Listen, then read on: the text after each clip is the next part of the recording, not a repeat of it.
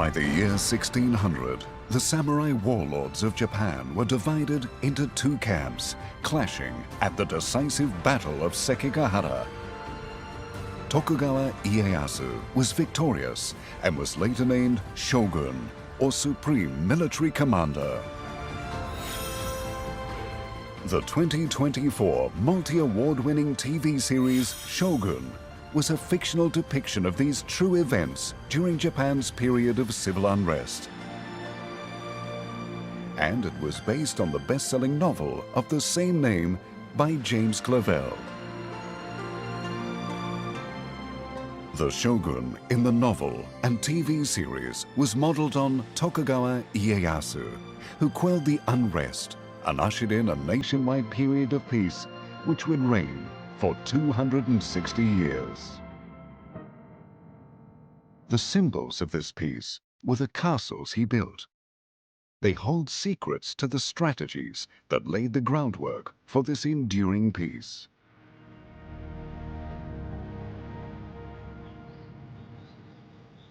Hi, I'm Chris Glenn. I've been researching every aspect of samurai history and culture for over 30 years now, in particular the symbolic and iconic samurai castles.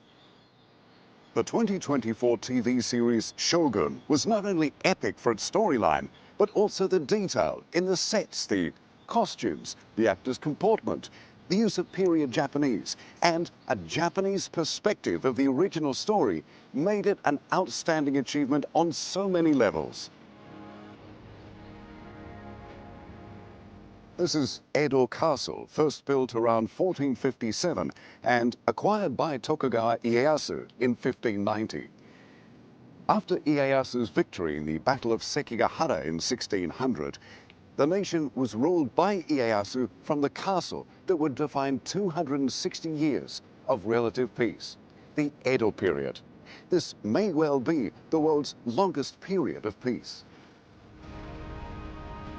How could fortresses, built for the purpose of defending against attack, lay the basis for peace?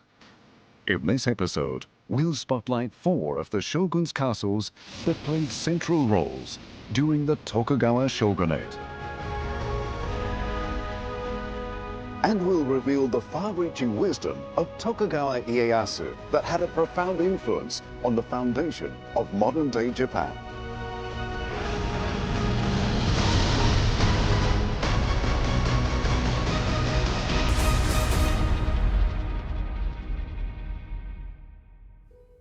In becoming shogun and establishing the Edo shogunate, Tokugawa Ieyasu put an end to the civil unrest. At Sekigahara, he was a masterful strategist who sent missives to many warlords, inviting them to stand by him on the battlefield. Upon claiming the title of shogun, Ieyasu had new castles erected and rebuilt Edo Castle and other important castles throughout the country. Recent research into the castles built under his orders has revealed much about his ideas and wisdom. Let's look at the castles to gain insight into Tokugawa Ieyasu's thoughts and actions.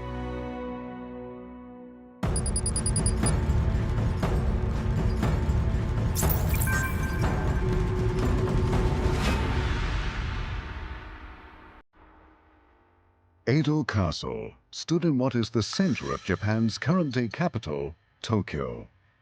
Today, it serves as the imperial palace for the emperor and empress. The vast area surrounding the palace was once the core of Edo Castle. Most of Edo Castle's structures, the turrets, the walls, the defensive and administrative buildings, were razed by fires and earthquakes over the centuries, so the remaining pieces only hint at its former grandeur. That watchtower across the moat there, for example, that's over 400 years old. Stunning, isn't it? The major reconstruction of Edo Castle began in 1603. Back then, the bustling shopping and business districts of Nihonbashi and Ginza and much of central Tokyo were marshland on Edo Bay. A cove divided what is today the Imperial Palace from the Ginza district. Ieyasu had it filled in and the land developed while his fortress was undergoing improvements. Edo Castle was the catalyst for the little village that stood there to grow into one of the largest cities in the world by the 18th century. Moreover, after Ieyasu's death, the castle was rebuilt and expanded to an area of 2,082 hectares with a circumference of 15.7 kilometers, the largest castle in Japan ever. Edo Castle's keep reached unparalleled heights. Including the stone base, it towered 58 meters, the equivalent of a 20-story building today. However, it was razed during a great fire in the mid-17th century. The base for a new keep was built, but the then shogun prioritized reconstructing the city, so the keep was never completed.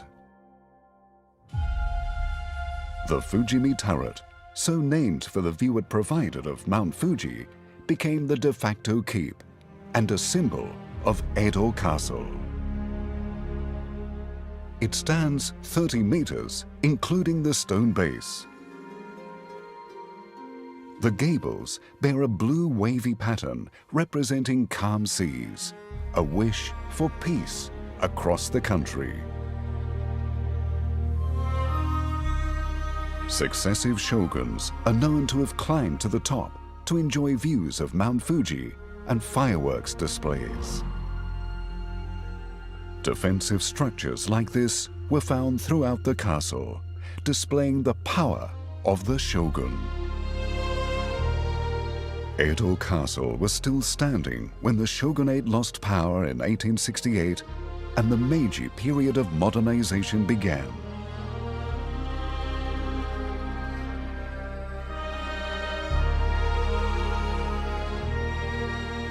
Castle gates, turrets, stone walls, moats, and other remnants dot the area around the imperial palace. The castle was encircled by a huge water moat which was 90 meters at its widest point. Most of the moat had stone walls that were among the tallest in Japan.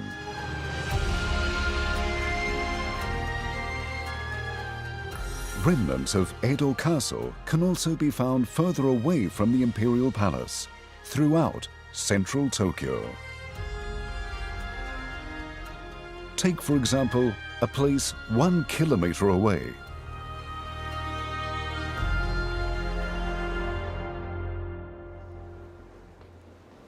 Coming out of the Terminaron metro subway station, there's something interesting to see.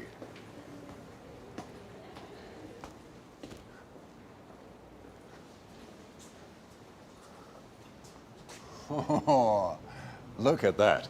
Now, you'd be correct in guessing that this is a part of Edo Castle's stone walls. In fact, the name Terminaron is a clue. Mon means gate. Tora is tiger. This is the Gate of the Tiger. This stone wall was part of the moat that surrounded Edo Castle. And the Terminaron Gate stood atop it. To the northeast of the Imperial Palace is Ochanomizu Station.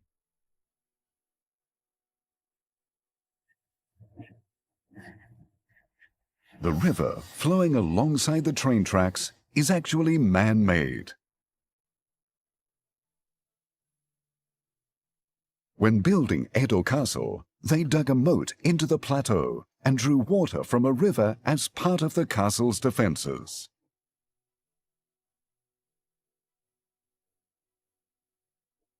There are dozens of remains like these walls and moats within a 2-kilometer radius of the Imperial Palace.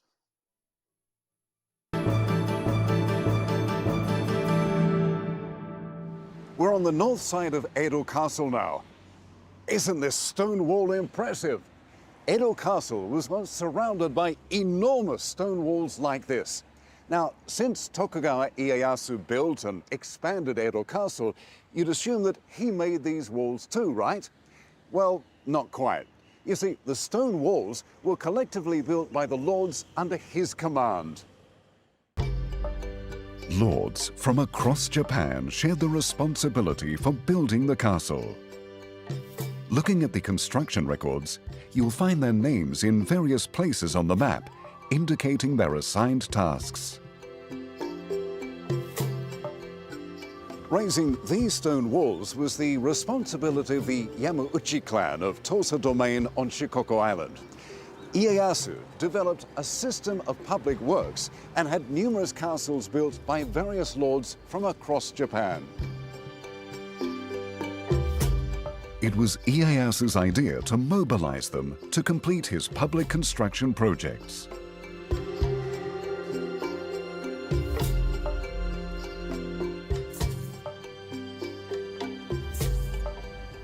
Now, projects of this magnitude required a fortune. So who laid down the money? The shogun? No.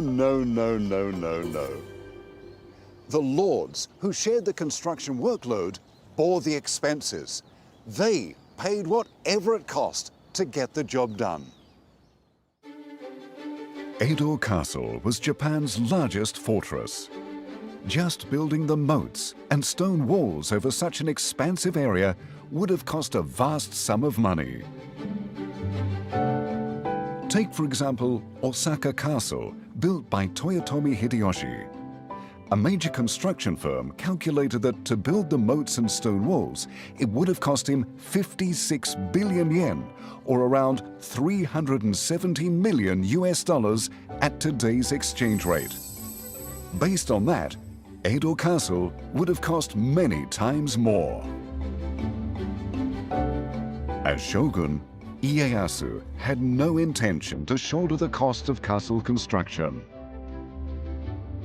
He made it the public duty of the lords across Japan.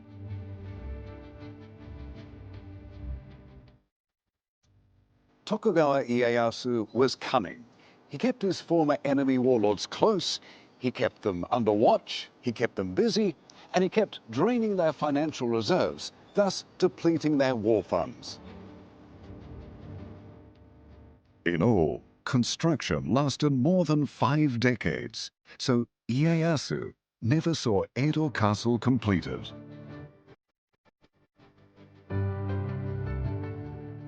In later years, structures were continually maintained, the stone moat walls restacked, and bridges constructed. The daimyo lords never had the chance to replenish their coffers.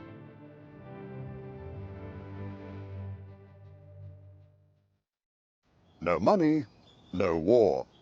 As long as building continued at Edo Castle, the lords couldn't afford the extra samurai, weapons, supplies, and so on required to wage war against the Tokugawa.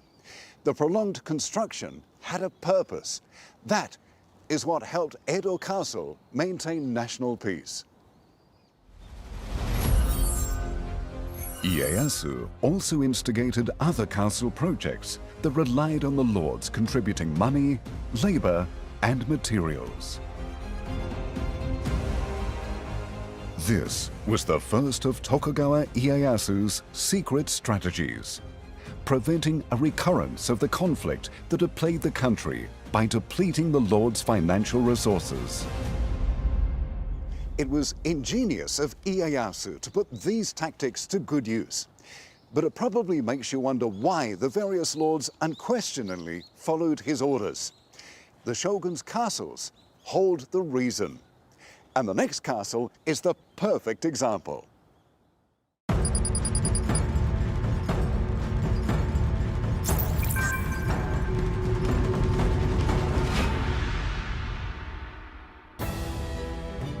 Nagoya, in Aichi Prefecture, is home to another of Tokugawa Ieyasu's castles.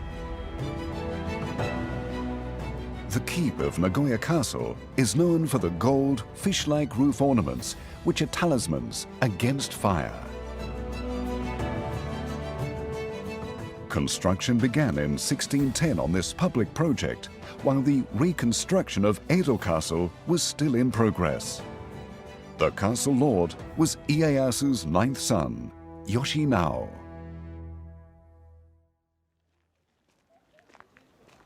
We're on my home turf now. Nagoya Castle is my favorite samurai fortress of all. Let's have a look at the Shogun's castle in Nagoya. The keep is 55.6 meters tall, including the stone base. That's the equivalent of an 18-story building.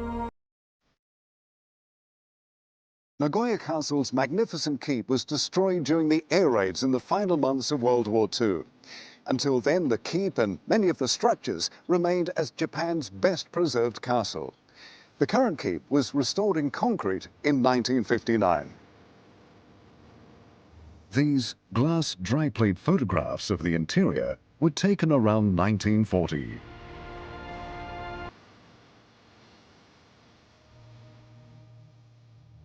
A survey had been conducted of the castle's most important buildings before it burnt down. Based on this blueprint and other documents, researchers have been able to reconstruct the keep's interior using computer graphics. With a total floor space of around 4,500 square meters, the keep was the largest in Japan.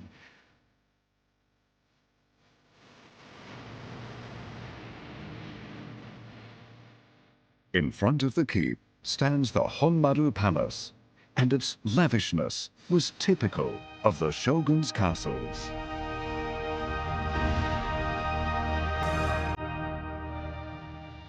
It served as the shogun's lodgings on his trips between Edo, Kyoto, and Osaka. In 2018, it was faithfully rebuilt, restoring its graceful appearance.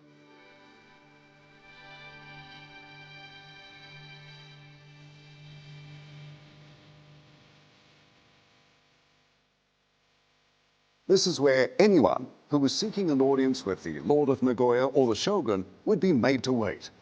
Look at that, huge tigers and leopards painted on gold on the sliding screens and walls are quite impressive, aren't they? It's enough to make anyone about to meet the man nervous. Delve deeper into the palace, and the decor becomes even more sumptuous, fit for a shogun. This is one of the special rooms in the Jorakuden, a part of Nagoya's Honmaru Palace that was built specifically for a visit of the shogun. As you can see, the walls here are painted in Japanese ink, and it's a winter scene. The reason being is that the shogun was coming to visit in July, the hottest part of summer. So what they did was paint winter scenes to make the shogun feel cooler. The ornamentation was not limited to the room decor either.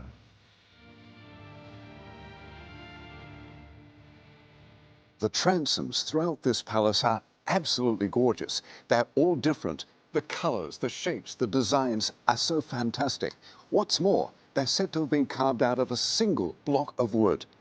The craftsmen have had to imagine this in their heads in 3D to carve it out. However, Nagoya Castle was not just for show.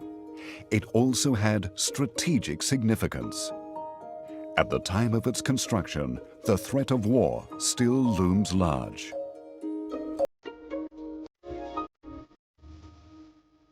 Before Tokugawa Ieyasu, Toyotomi Hideyoshi held supreme power over the country, and his son Hideyori was still living in Osaka.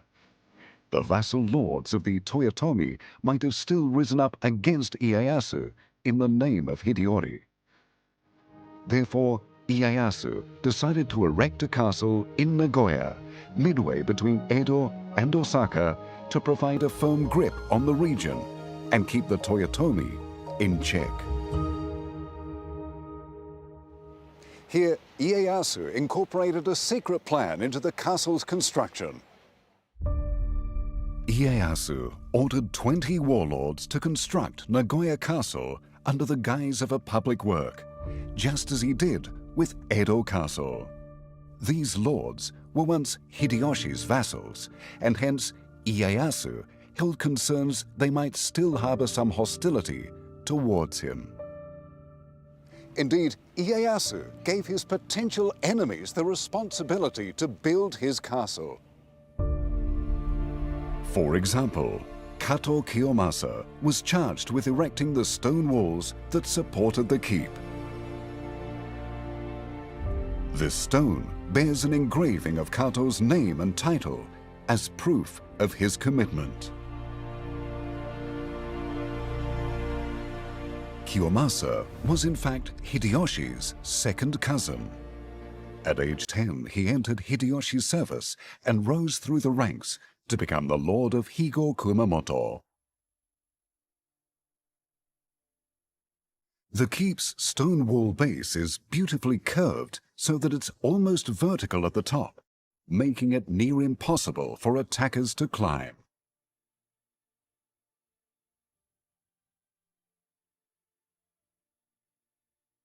Kiyomasa excelled in building walls like this.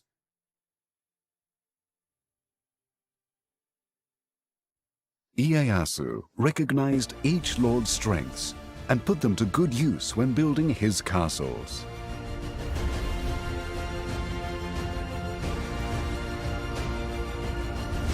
But why did Ieyasu even dream of involving his adversaries like this? Logically, you wouldn't reveal the layout of your castle to the enemy, because if they knew what and where the defenses are, it'd considerably weaken their effectiveness, right? However, Ieyasu saw things differently. He deliberately revealed the plans to Nagoya Castle to the lords involved in its construction. But why? The answer lies in some of the defenses that he designed. No matter how you look at it, Nagoya Castle had the strongest fortifications. One is the keep, the lord's last bastion in times of attack. Most existing keeps at the time were freestanding.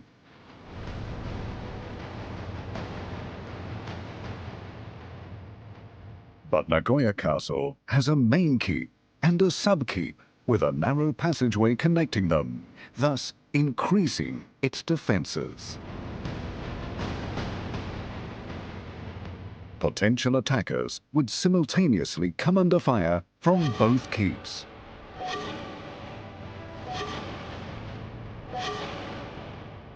Also, entry to the main keep is only possible through the sub-keep first, creating a bottleneck. The attackers could endeavor to rush into the keep complex, but their backs would be exposed to fire from the main keep.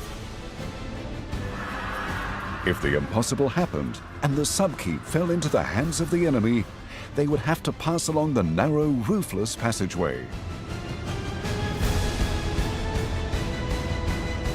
And once again, they'd be open to a counterattack from the main keep. This was an impregnable stronghold. For the lords loyal to the rival Toyotomi clan, it was probably the first time to see a castle with the keep connected to the sub-keep like this. And being so involved in the construction, they would no doubt have had a close-up look at the impressive defenses. To overthrow the shogun, first they'd have to defeat castles like this. And by now, they'd have realized just how impossible it would be to bring down Nagoya Castle. That was Ieyasu's rationale. Therefore, the compulsory public works would show them how any such endeavor would be fruitless. The project also served to gain their enforced obedience. Nagoya Castle had a number of impregnable defenses that would have surprised these lords as well. Running along the circumference of the inner bailey, where the keep stands, was one long corridor-like structure. The square bailey had the keep and turrets at each of its corners for easy access. This enabled defenders to counterattack the encroaching enemy from any angle.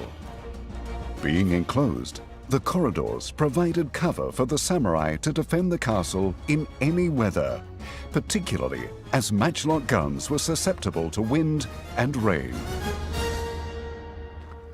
Nagoya Castle was a very simple design, but with very effective and other revolutionary defences. This is the gate that served as the entrance to the castle centre. Now, there was a defence mechanism on this spot that today, unfortunately, has been filled in. Old maps show us exactly what that defence was.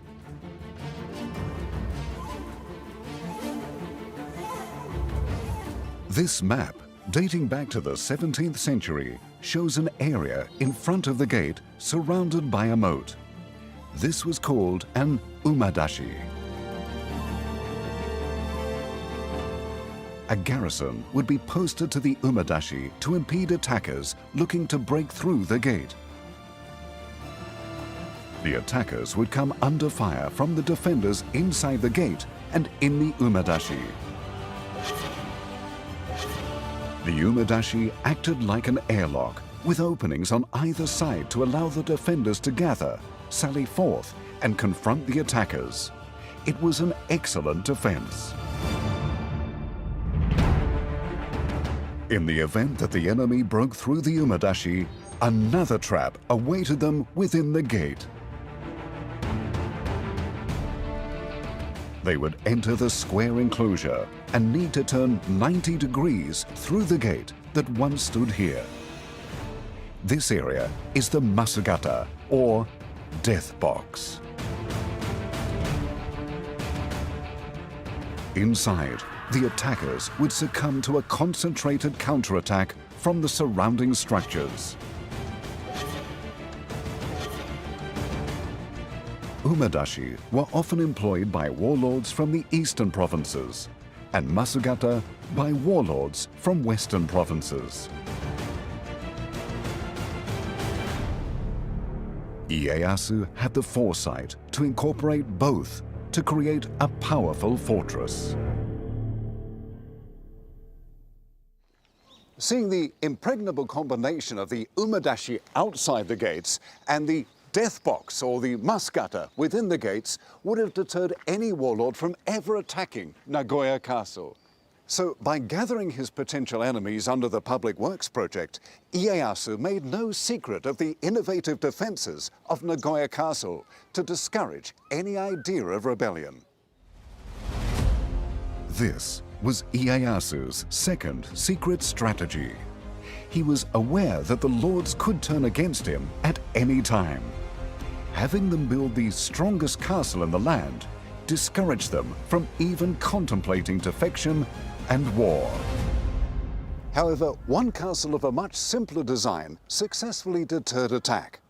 Of all the shogun's castles, this one is very much different.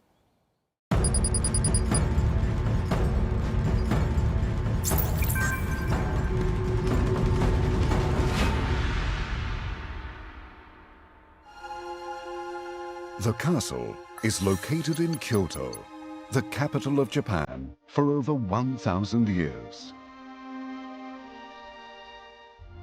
Nijojo Castle was registered as a UNESCO World Heritage Site in 1994.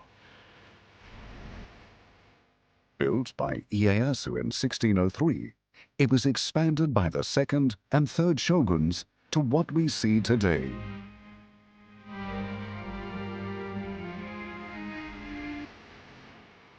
The ornate Higashi Otemon Gate, which is listed as an important cultural property, was designed for attacking would-be invaders from the upper level.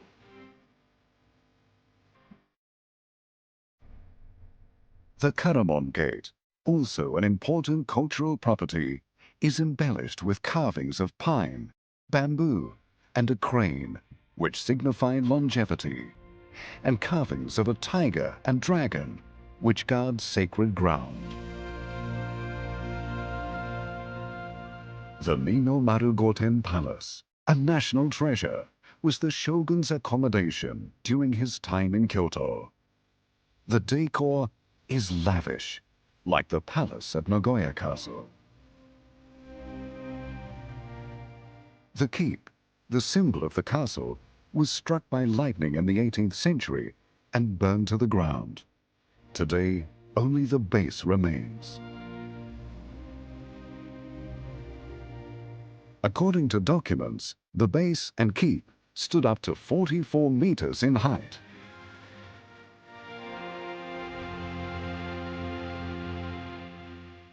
It's believed to have held a commanding presence, with its striking contrast of silver roof tiles, white walls, and gold trimmings. The impetus behind Ieyasu's driving ambition to erect this castle lies in its location.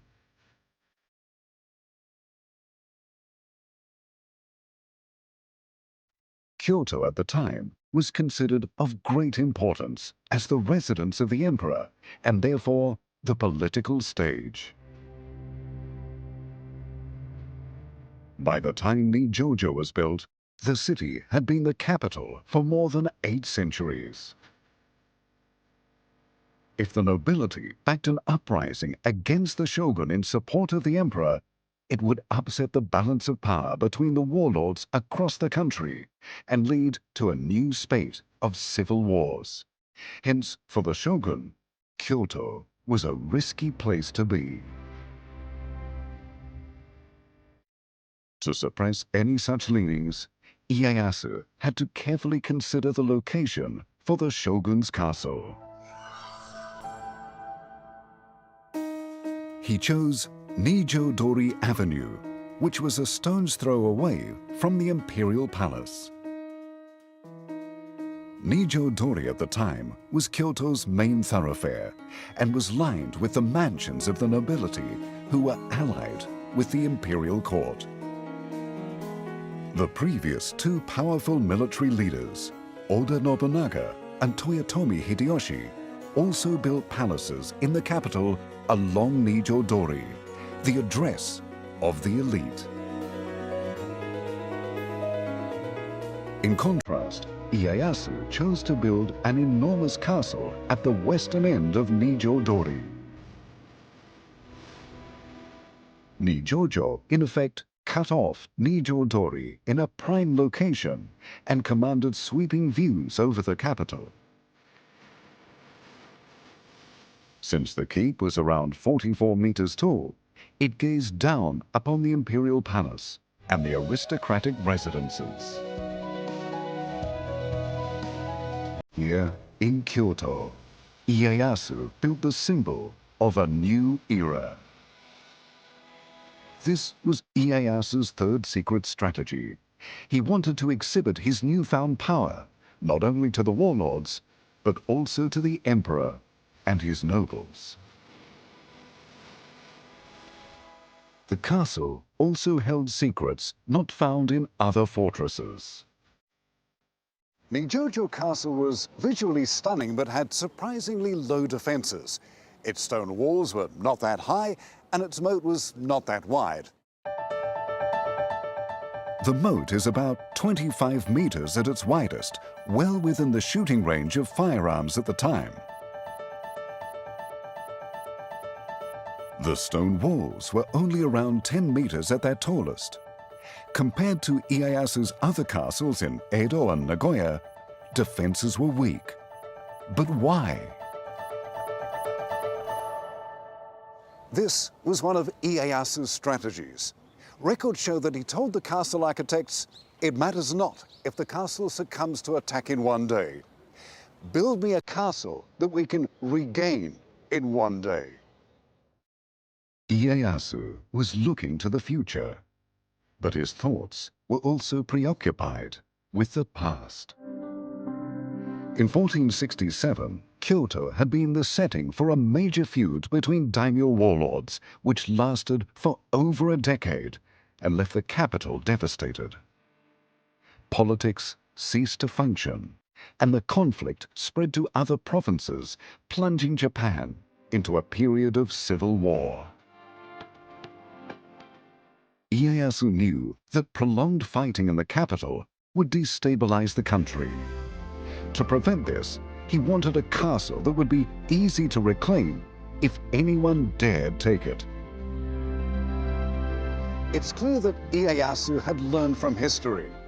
Until Nijojo Castle, there really hadn't been a castle within the imperial capital, or, besides the War of 1467, really any battles in the city out of respect for the emperor. As we've seen thus far, Ieyasu's castle projects deprived the daimyo of their money and their will to fight. However, he knew that oppression would lead to discontent, so he had another strategy up his sleeve to get them to follow him voluntarily.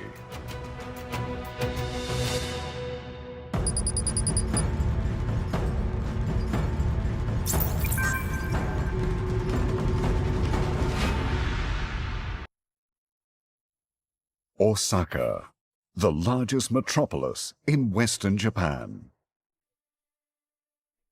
The shogun's castle stands in the center of the city.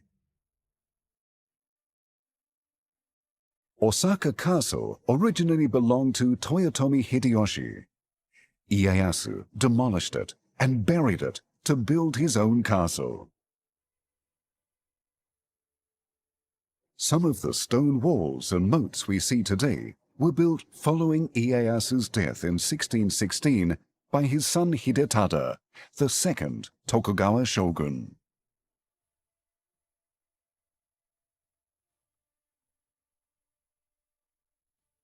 Hidetada continued his father's public works with the aid of the lords.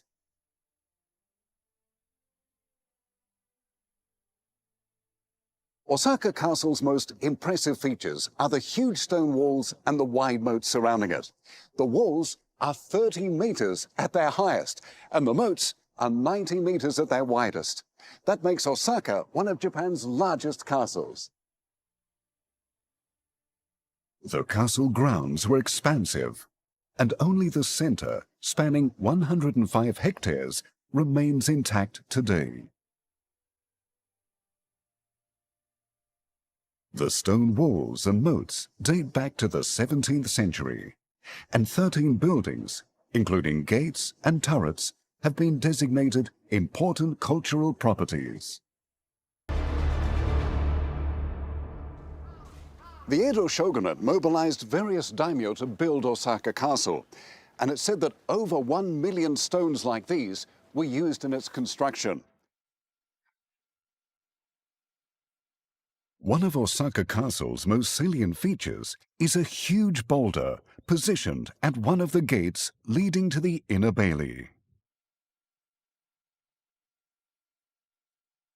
At 5.5 meters long, 11.7 meters wide, and approximately 108 tons in weight, it's the largest of its kind in any of Japan's castles. Japanese castles have enormous stones like this in conspicuous places near the gates to display the lord's authority. This one was transported here for the shogun by a lord from Okayama. Other large boulders, contributed by various lords, can be found around Osaka Castle. One stands at this gate in the castle's northwest.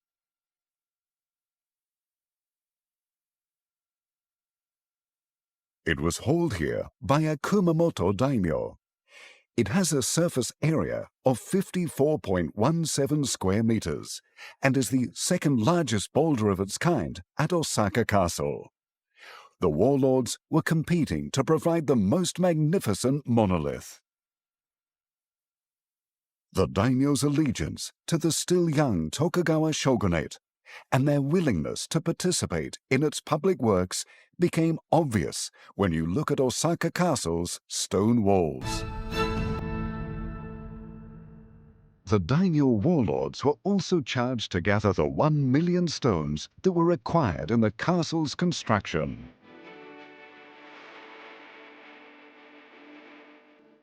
This island underscores the warlords' rivalry to outdo each other in meeting this demand.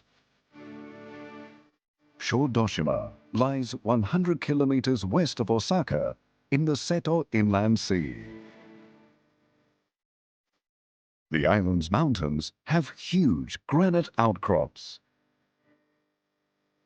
Granite is hard but easy to process, and its light color makes it an attractive material for castle wall construction. Therefore, the lords responsible for building Osaka Castle's walls inundated Shodoshima.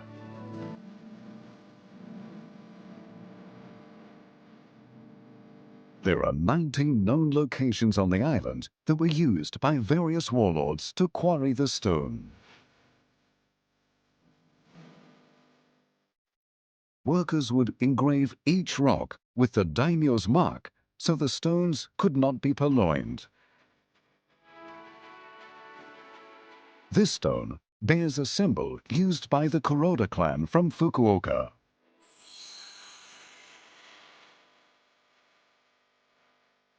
This video recreates how the stones would have been quarried at the time. A series of holes were made along the rock seam and iron wedges driven into them to split the rock.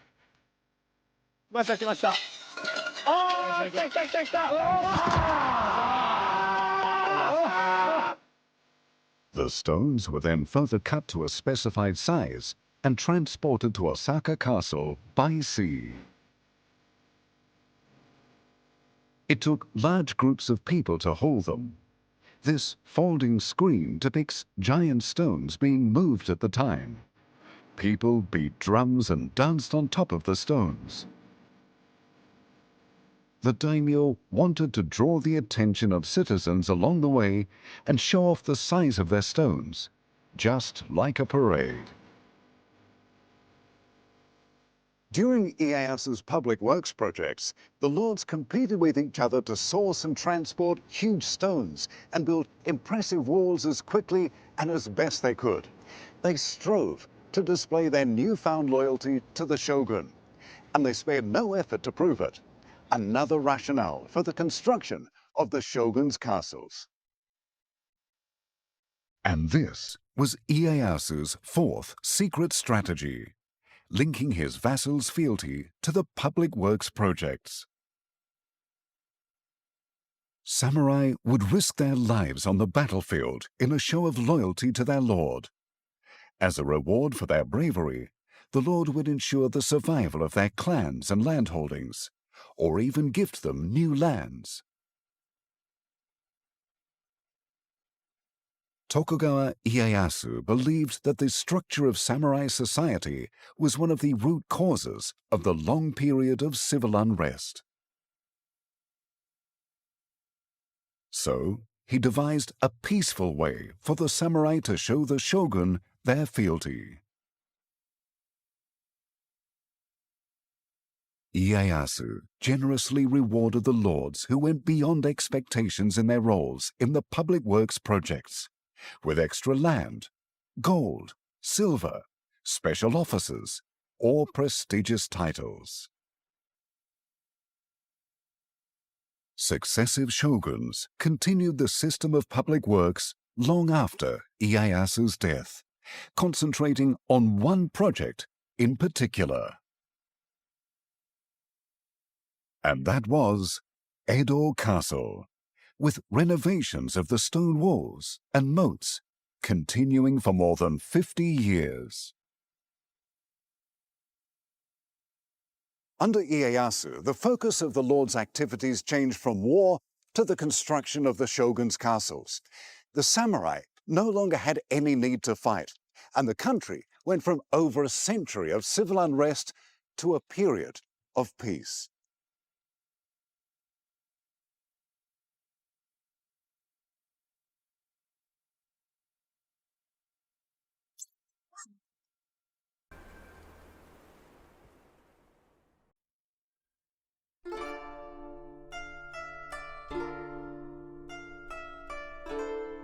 And we're back at Edo Castle.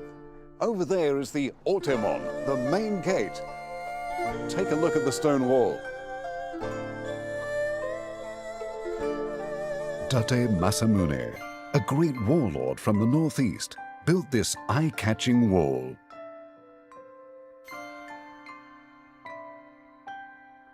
He used two kinds of stone to make a mosaic. The prestigious stone walls supporting the keep were erected by Japan's greatest samurai clan, the Maida.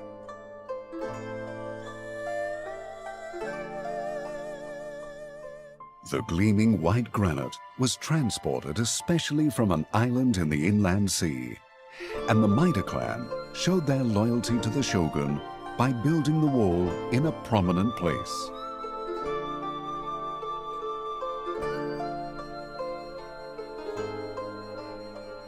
The lords lost their financial strength and will to fight through Tokugawa Ieyasu's castle building initiatives. The construction sites became the places where the lords could peacefully demonstrate their loyalty. You can see how this set the foundation for the Tokugawa clan's conflict-free political reign over the following centuries. There's one last secret behind the shogun's castles I've noted that's quite interesting, and that is they were built by reconfiguring the sites and castles of other once powerful lords. For example, the castle once held by the Hojo clan, who ruled the Kanto region, was remodeled to become Edo Castle. The castle site, where the powerful Oda Nobunaga's first fortress stood, was reused for Ieyasu's Nagoya Castle.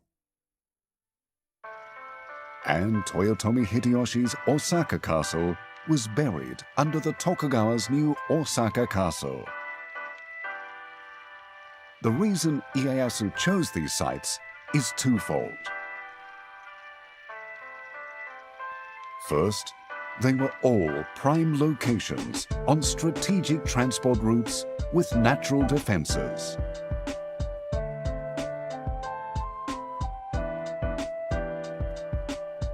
Second, erasing the old castles made a statement declaring that a new era had arrived in which the shogun held military power over the entire country. Tokugawa Ieyasu was referred to as the Tanuki Oyaji, the old man raccoon dog, because in Japanese folklore, raccoon dogs are cunning shapeshifters who could bewitch anyone into doing their bidding. By building Ieyasu's magnificent castles, without realizing it, the warlords were losing the resources to fight. Hence, Ieyasu's Tanuki, raccoon dog moniker. The samurai castles of Japan, once symbols of war, had become symbols of 260 years of Edo period peace. And that's just one of the many interesting aspects of the shogun's castles.